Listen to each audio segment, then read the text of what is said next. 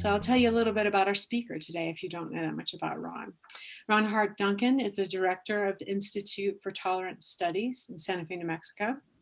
He is the former president of the Jewish Federation of New Mexico, and for many years he has served as the program director of the New Mexico Jewish Historical Society. He is a cultural anthropologist with a PhD from Indiana University and a postdoctoral work in Jewish studies at the University of Oxford. Hart is a former university vice president and dean of academic affairs who has worked in South America for 20 years with UNICEF, the Ford Foundation, and other international organizations. He has written a number of books on Jewish life and cultural history, and the more recent one is Crypto Jews, The Long Journey. He has also been seen on the PBS special A Long Journey, The Hidden Jews of Southwest, and it's a really great presentation. You can find that online for free too if you want to watch it afterwards. It's really great. So I'm pleased for Historic Santa Fe Foundation to present Ron Duncan Hart on early Jews of Mexico. So thanks, Ron. It's a pleasure to be here, and I look forward to this chance to talk for the next few minutes about this very interesting part of New Mexico history. And you know, it's history is storytelling in a certain sense, as long as you have your facts correct and the information is correct. And what we're looking at, as the early Jewish families were coming into New Mexico, they were coming in as merchants mostly, but there were people in other areas.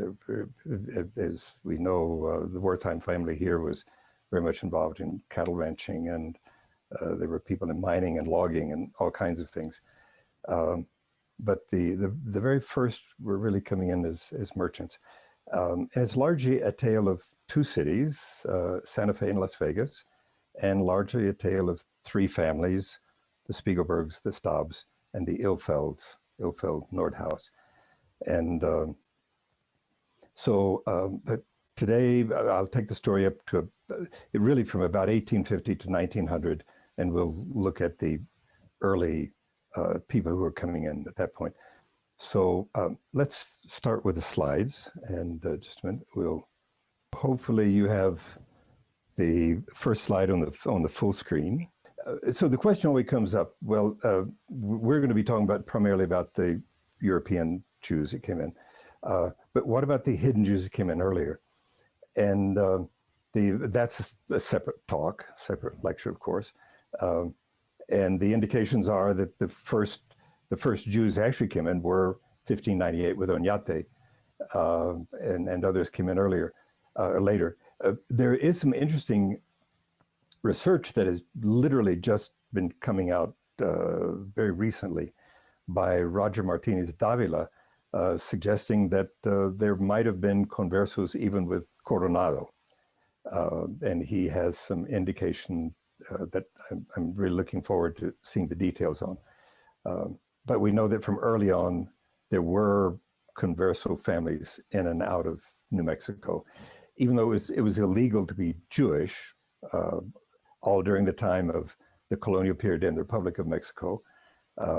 So it was really when the U.S. came in and took New Mexico that it began to be possible for Jews to openly live here.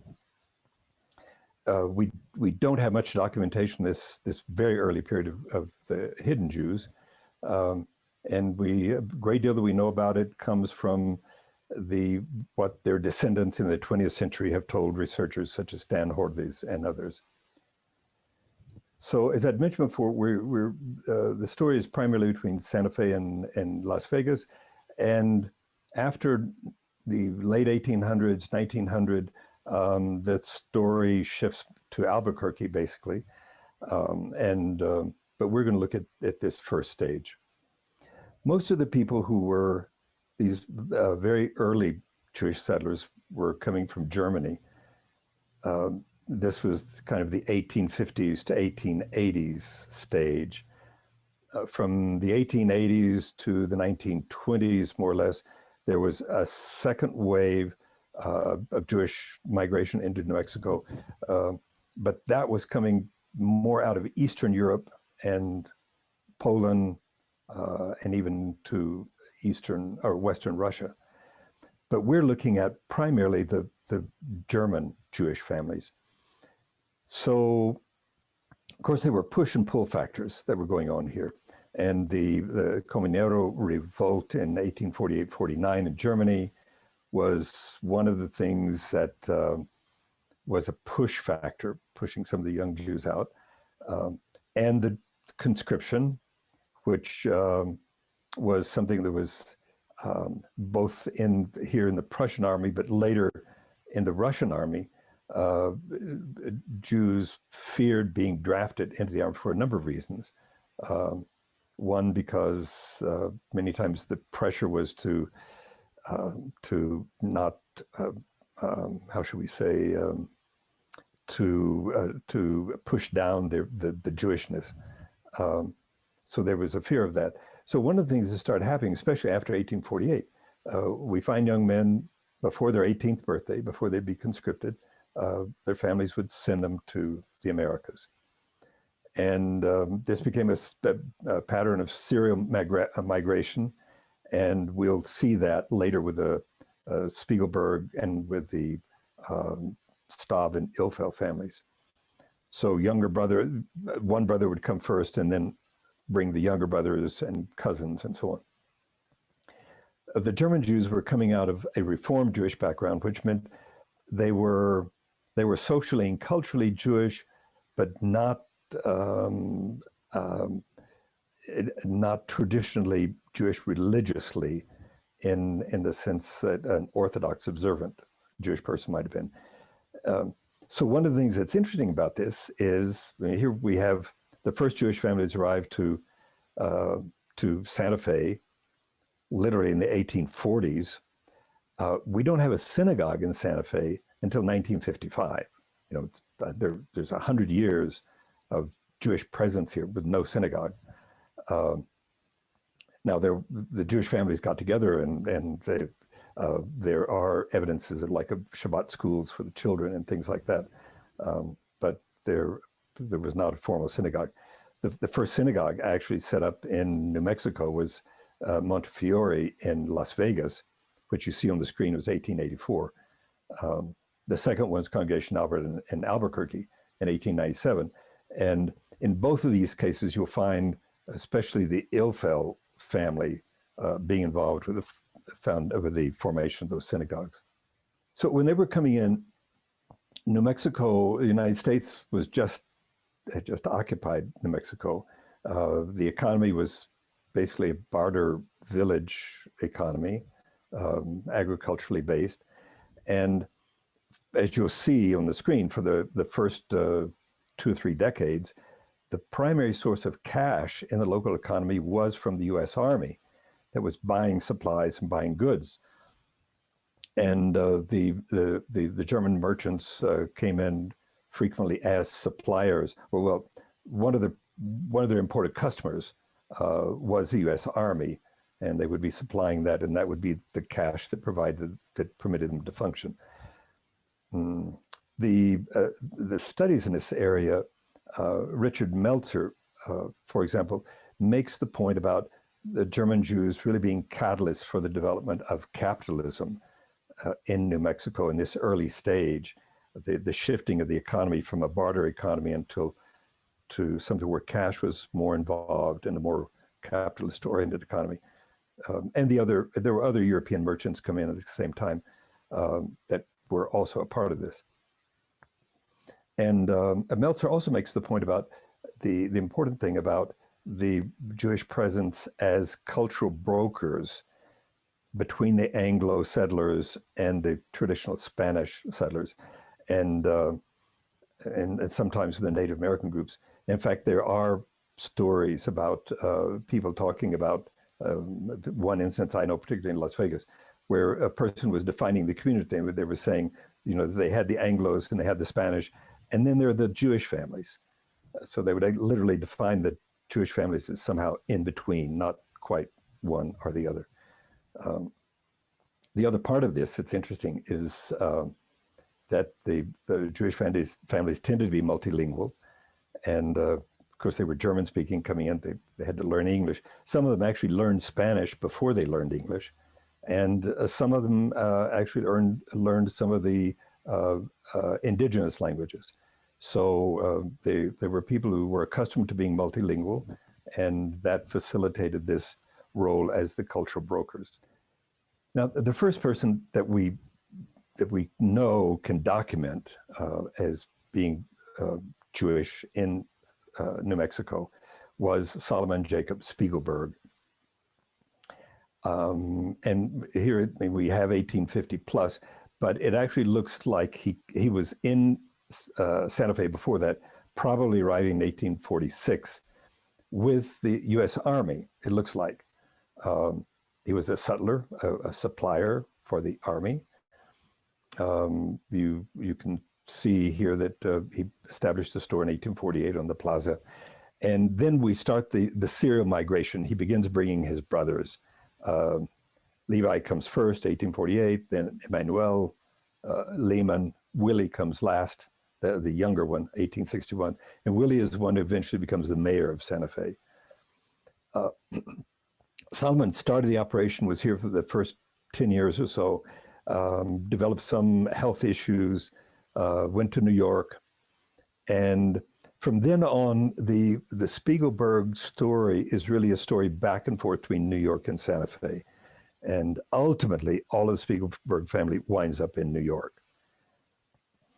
Another thing that is characteristic of this time that we see with Solomon is that in 1856, he went to Germany because typically all of these early immigrants would come as young men, and then eventually they would go home to Germany to find a wife, to get married, and come back and then have their families here.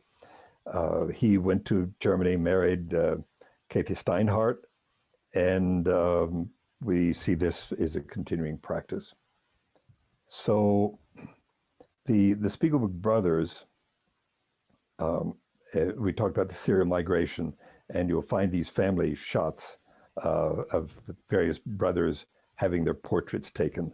And we find them, the five brothers here lined up, and they were all involved in the family business up until 1890, when Willie, who was the last one here, finally sold the last part of their operation and left. The store they set up on the plaza was an important one of these early mercantile establishments here. The Spiegelbergs also, and what happened with all of these early families is they were involved in mercantile, dry goods business. And, but at the same time, they were always loaning money because people at local farmers, sheep herders, whatever, didn't have cash on hand. So they would, the mercantile business would, in a sense, loan the money. They would give them the goods. And then when the crops came in or the sheep were sheared or whatever, then they would pay off everything. So there was always kind of a lending process going on. So when the First National Bank was established with Thomas Catron, and Abraham Staab was involved in that, we'll get to his story in just a second, and the Spiegelbergs were left out. So they decided that they needed to have their own bank also, and they opened the Second National Bank, which continued for, as you can see, for 20 years. But as they were winding down their mercantile business, they also allowed the bank charter to lapse. So the Second Spiegelberg Bank was the Second National Bank, but it didn't survive in the long term. And of course, we still have the First National Bank. The Catron building that we see here, of course, we'll all recognize. Levi and Betty Spiegelberg were important figures in the local scene. One of the things that is worth noting, he helped found the Masons in New Mexico. And one of the things that you'll find all through, you see it in the United States, but I lived in Latin America for 20 years, basically. And one of the things that I found both historically and currently there is that there is always a Jewish involvement with the Masons. When Betty came to Santa Fe in the 1860s, as you'll see, there were very few European women here. And that continues to be a story as the Julia Staab later, when she marries Adele Ilfeld, when she comes, there's always this commentary because there were few European women present here. Flora Spiegelberg, and we'll see in just a minute, was a great storyteller. And she tells a story of in the 1860s, there was a time when Santa Fe was at least briefly occupied by a Confederate unit. They were taking goods from the Spiegelberg store and other stores.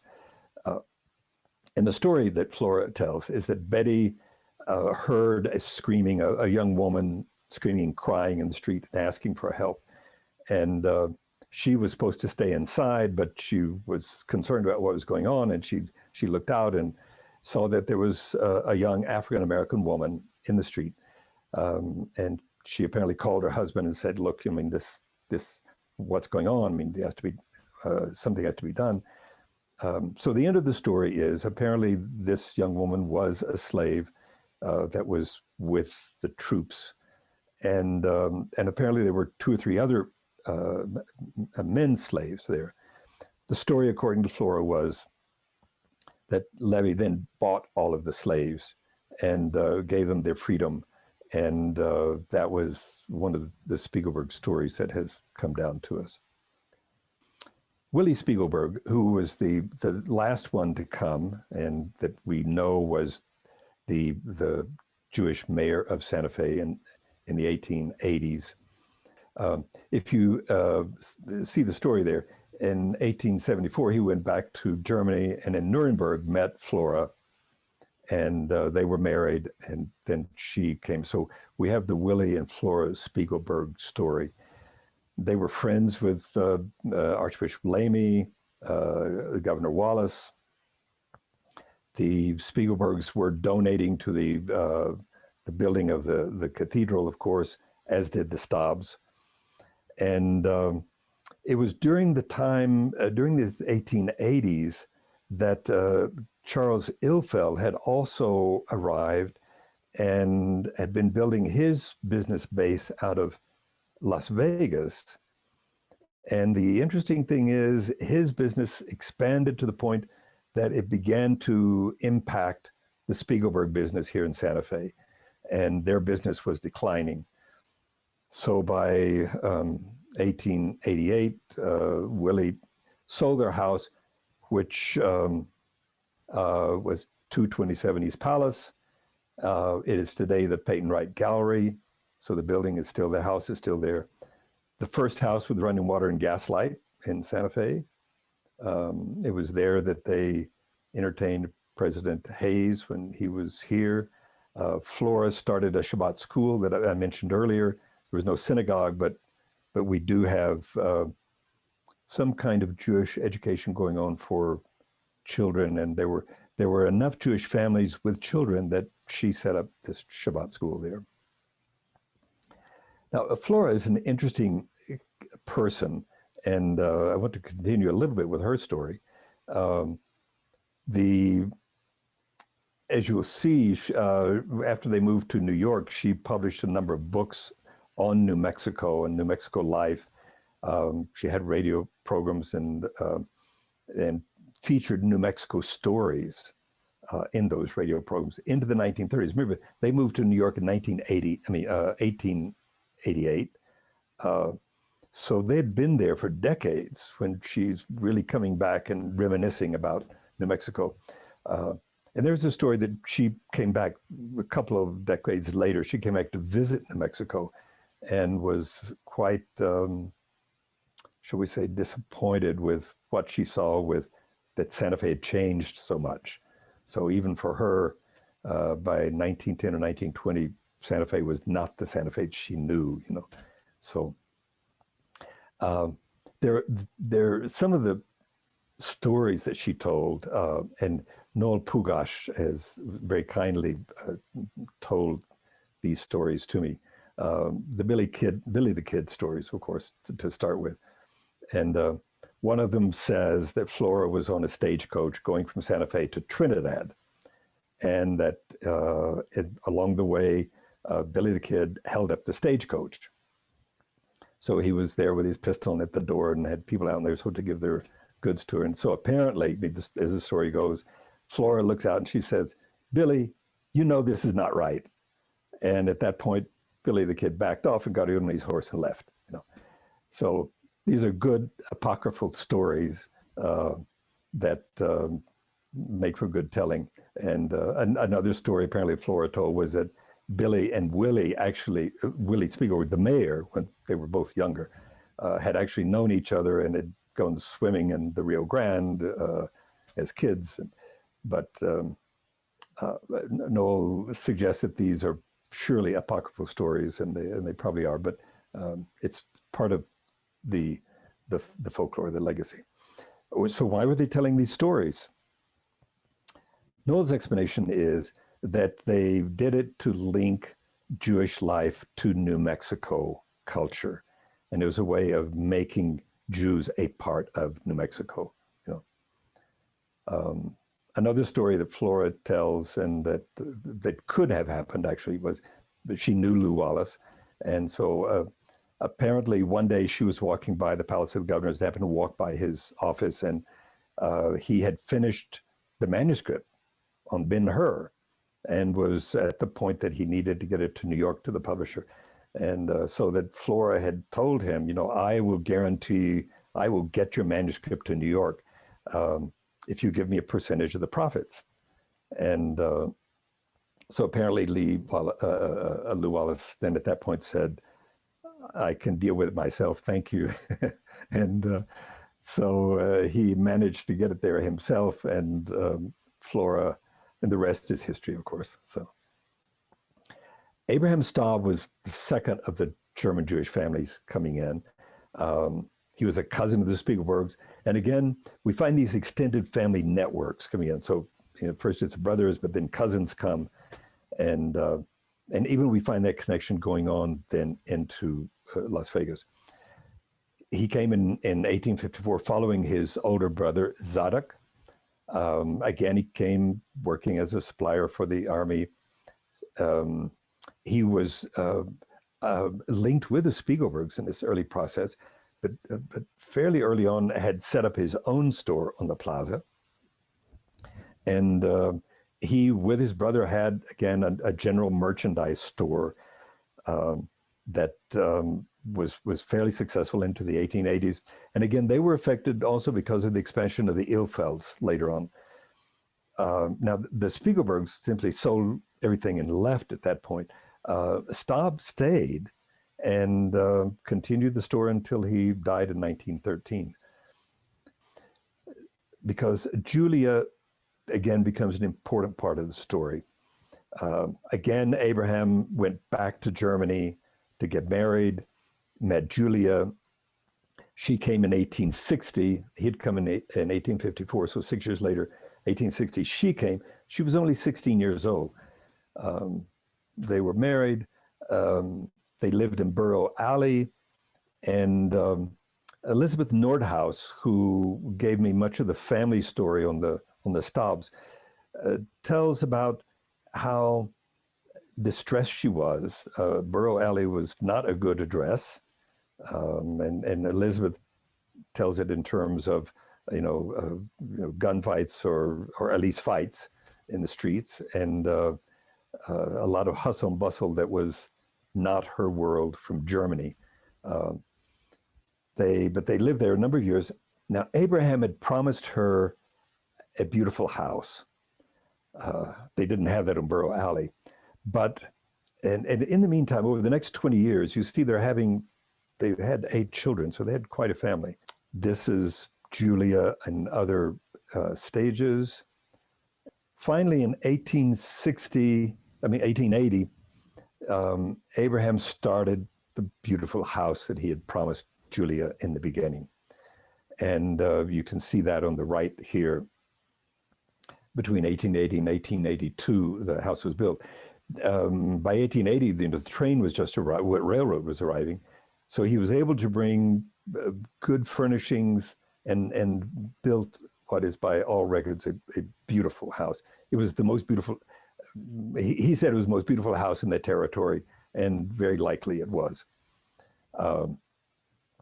Julia loved roses. She even had roses included in the decoration in the house. This being the best house in the city at that point, it was the center of social life, and visiting dignitaries stayed there. So only a year after they had moved into the new mansion, the 8th child was born, a daughter, Henriette, but she died only a few weeks after birth. And Julia, by all accounts, fell into a deep depression. Her hair turned white. She didn't come out of her room for weeks. And even after that, this was really traumatic for her. And even after that, she never returned to her normal social life as she had before. And she essentially lived as a recluse for the next years. So that has been incorporated into the history of La Posada, the legend of Julia's ghost. And so that's the origin of that. On the right, you can see the Staab cemetery monument in the Fairview Cemetery.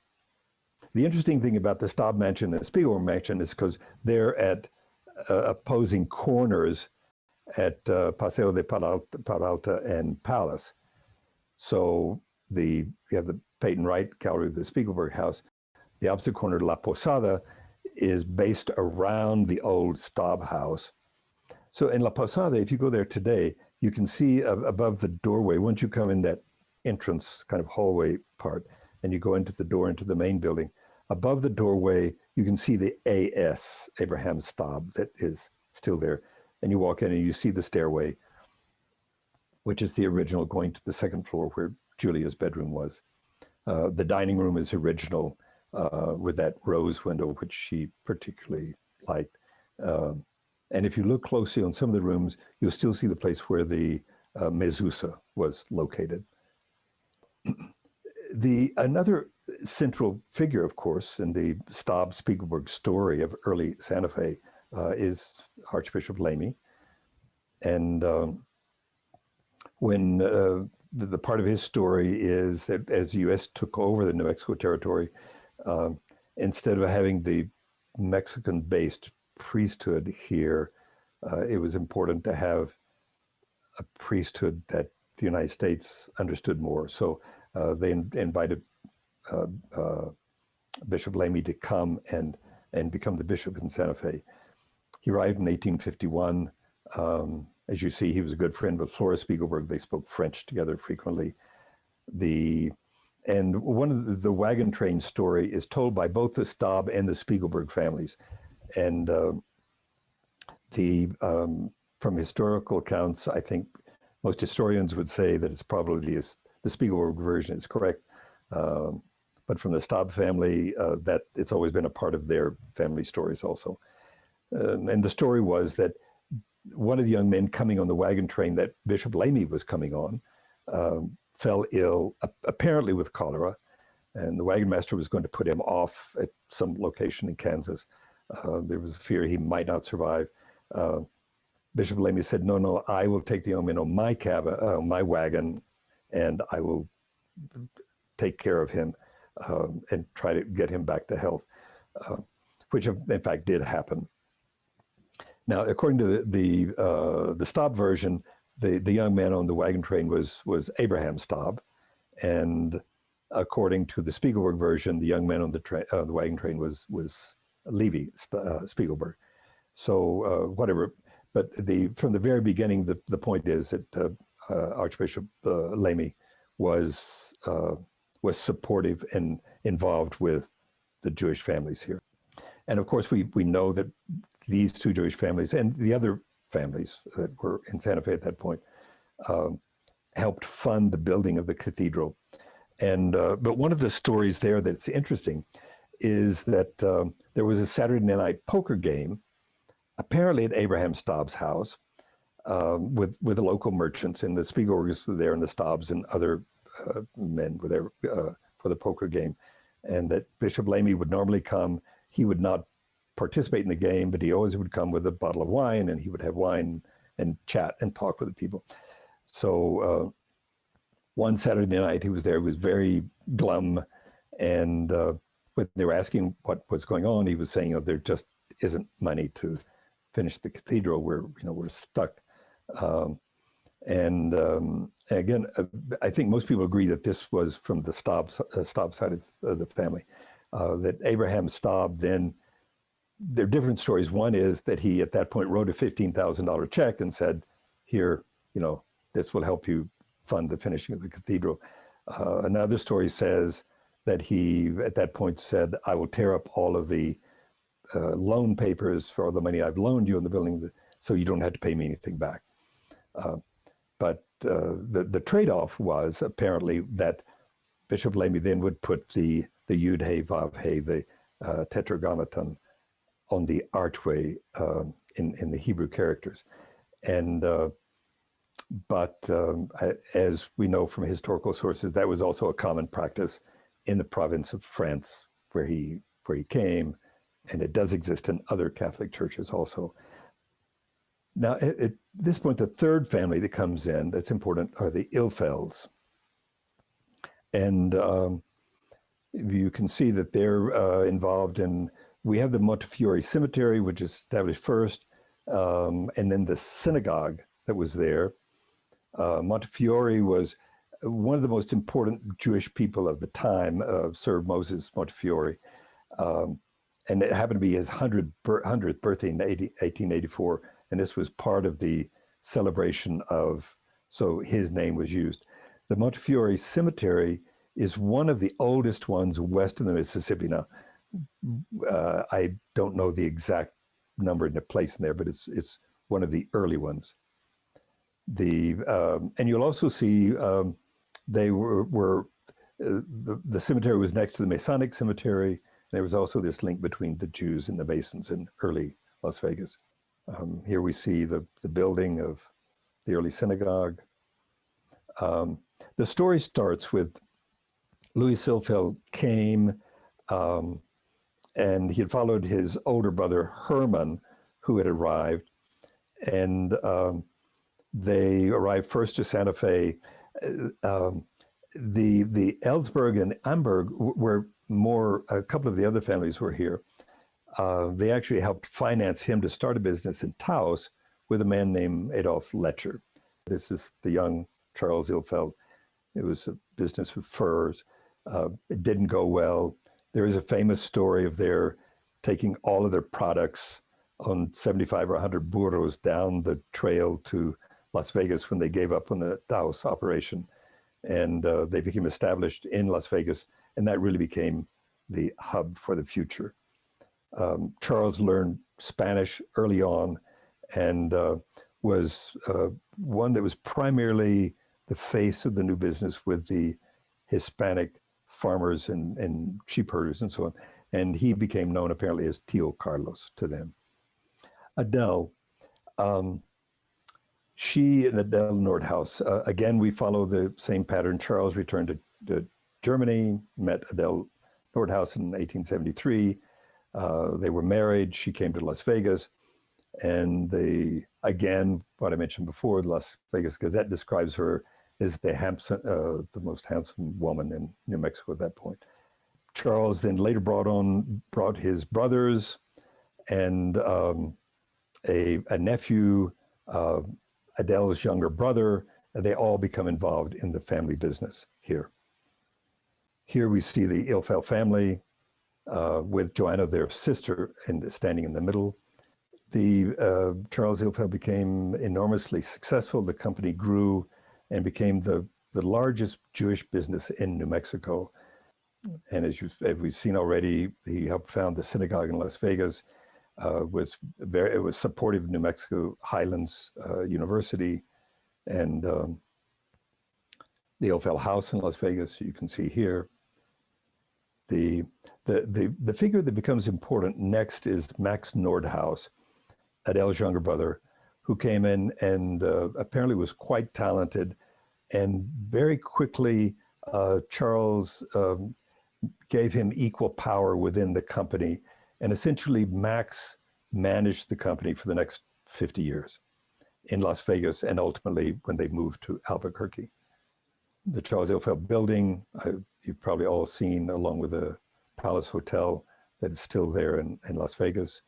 The interior of the store, much like was the case in these dry goods stores and mercantile businesses that later were established in various parts of New Mexico,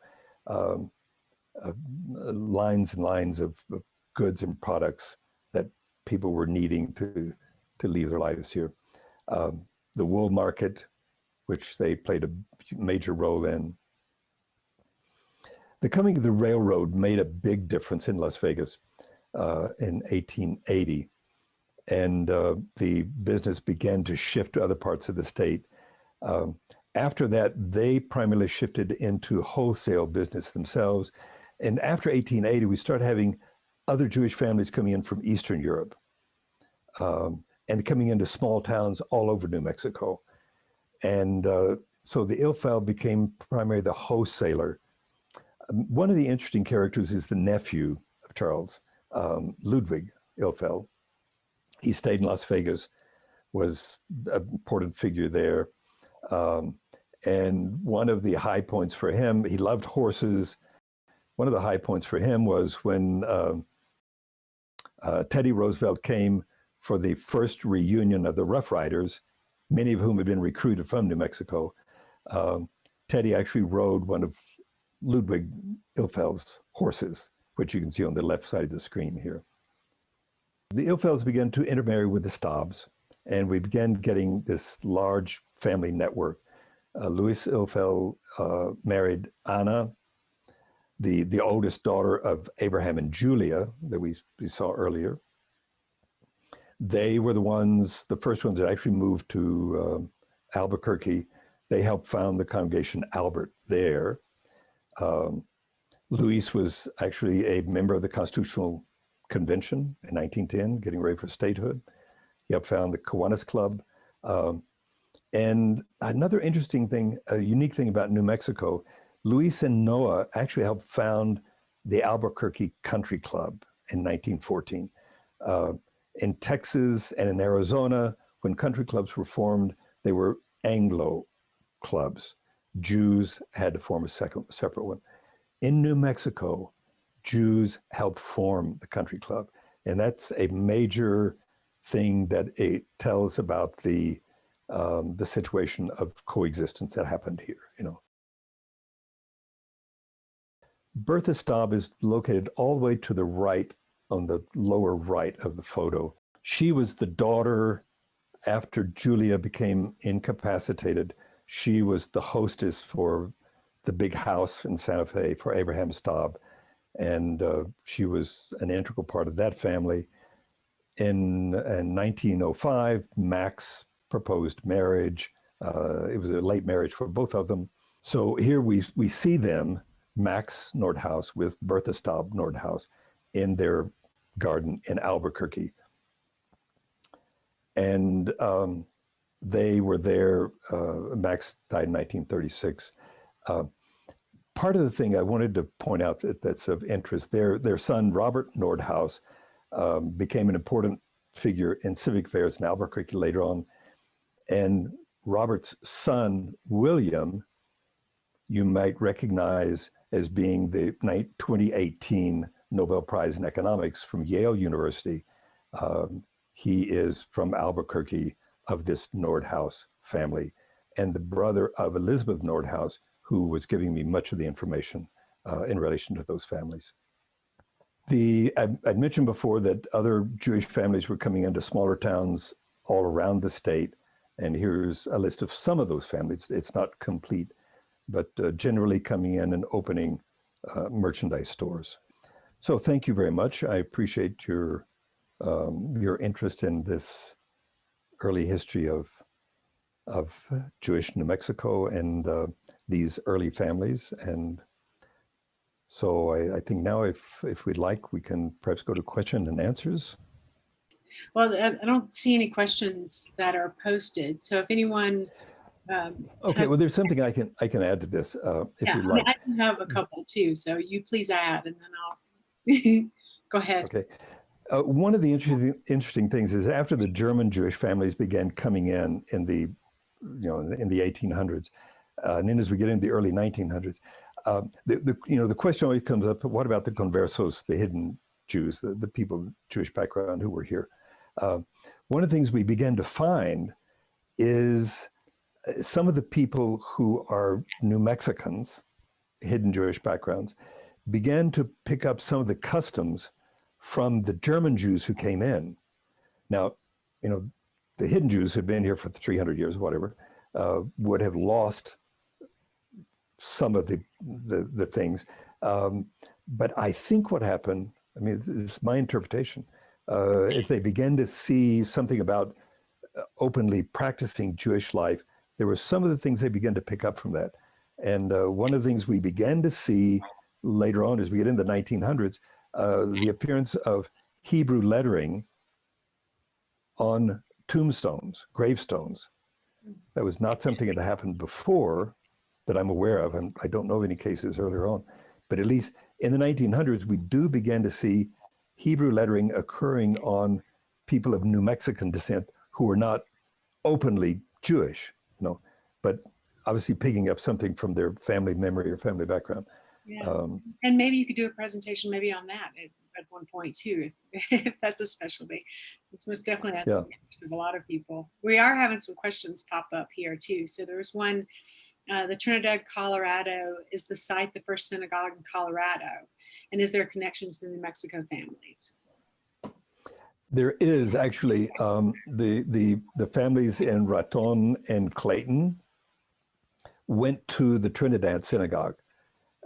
So there's always been a connection with Trinidad. It's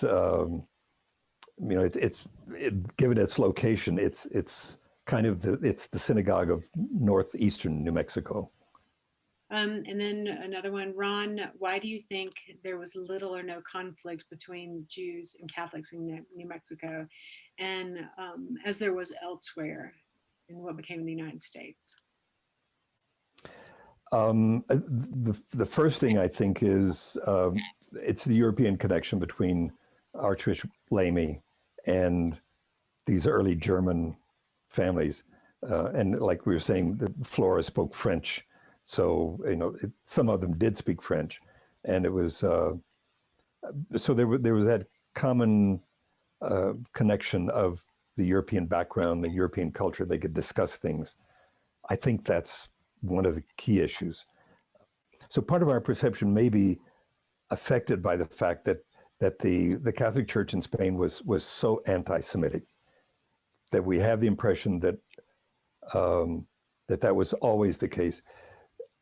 There are cases, particularly in the Americas and in the Northeast, where Jews and Catholics got along quite well, but frequently it had to do with common European backgrounds, So we have a few more questions. We'll see how many more we can get to, but are there many descendants of the Spiegelberg and Ilfeld families? And she says, this is Karen Baker. She says, my great-grandparents were Herman Ilfeld and Henrietta Spiegelberg. To my knowledge, I think, there are descendants, but being New York based is my information. The Staabs and the Ilfelds and the Nordhaus have more, until more recently, were here in New Mexico in one, but the family eventually, as we were seeing, moved more to Albuquerque because as it became the commercial center. Yeah. And there's one comment that says the Nordhaus firm, Brian Colon says, the Nordhaus firm continues to be one of the preeminent law firms focusing on Native American and Indian law. That's right. Yeah, Robert Nordhaus was the key figure there and was very much involved in defending Native American rights and actually won some major issues there. And then I have a question of how did you start your interest in this history? Oh, it's a long story. It actually started because we lived many, many years in Colombia and South America. I'm an anthropologist, and I was doing work in Cartagena on some other issues, but Cartagena was one of the three sites of the Inquisition in the Americas. It was Mexico City, Cartagena, and Lima. I got interested in doing research on what happened in Cartagena with the Inquisition and the Jews who were arrested there, or the people who were of Jewish background who were arrested. From there, I went to the archives of the Spanish Inquisition in Madrid and read cases and did some archival work there. And then when we moved to Santa Fe, one of the first persons I met was Stanley Hordes. And of course, Stan had worked on all the information on the crypto-Jewish background here. And I became involved with the New Mexico Jewish Historical Society. And so it all developed out of that, And one of the things, it was a pleasure a couple of years ago to work on the book, The Pioneer Jews, Pioneer Jewish Families of New Mexico. This was a publication with the New Mexico Jewish Historical Society. There was a book edited by Noah Pogash and Richard Meltzer that I was mentioning earlier. And so I had the chance to get more into the individual stories of all of these families all over New Mexico. So it's been in stages, developing like that. Well, we have three more. I'll see what we can get to. But one that I think is interesting here, were there any Jewish cowboys? Oh, yes, of course. Yes. There's some really interesting Jewish stories. The Wertheim family, here in Santa Fe, they're the ones who really have a tradition of cattle ranching and having land. And so the Wertheims can really bring us up to point on that. Another interesting thing, there are other links. In Deming, at one point there were a couple of Jewish brothers who went to Deming with the idea of that they thought there was going to be a railhead, or that the railroad would arrive to Deming, and they, getting out in front of the railroad, they started a cattle business there and had everything set up so that they could collect cattle from the local ranchers and ship it east then on the railroad. The railroad didn't arrive there, as it turned out. That didn't work. But the wife of one of the guys who had this idea for the business was taking photographs. I'm going to forget her name right now, but it's all the History Museum has all these photos. It's a wonderful collection. Now these are not actually Jewish cowboys, but she did all the photo documentation. This is again late 1800s, as I remember, of the local cowboys who were there, who were Hispanic cowboys. So probably the best documentation we have of cowboys from that early period is made by a Jewish woman photographer living in Deming at the time. And this collection is in the archives at the museum. Huh. That's great. I'm going to try and look that up. So I'm going to see if I can throw a couple of more of these out, and then we'll stop for today. One person says, I visited the New Mexico Museum last year and noticed that the museum exhibit concerning the Spiegelbergs and others never made a reference to their being Jewish. I wonder why. Do you have any thoughts about this? I don't. I'm not really sure. Yeah, that would is a central part of their story. And they were here. I mean, they were early settlers, and they were the people who really starting commerce, and linking in with national commerce in the U.S. in those early years. So many, sometimes they were simply seen as early German settlers, and maybe, I guess, I'm not sure why there wasn't a recognition of the other piece of their heritage, Yeah, So. probably a question for the curators too, maybe. Okay, I'm gonna do one more, I think, and then we'll, well, it's a little bit of a longer one, but I'll read this. From what I was told by my mother's family, this is from Ken Lafarge. The good reception of the Jews had to have. I'm sorry. From what I was told by my mother's family, the good reception of the Jews had to have with the good they brought to New Mexico, goods of all kinds, and the facts that they went to the trouble of making themselves part of the community. That is, they opened up the state, they learned the language, they gave to good causes. They were excellent citizens and did not keep apart as happened on the East Coast. Certainly, my mother's family was enormously proud of knowing all the Jewish families both in Las Vegas and Santa Fe. Okay, that was just a comment. So we'll do one more question then too, or slip in these couple of these questions.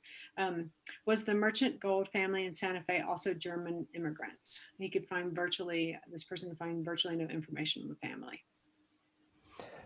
Yeah, and there were other early Jewish families here. I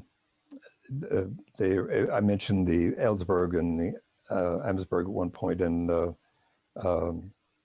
we know, well, and later on Spitz and the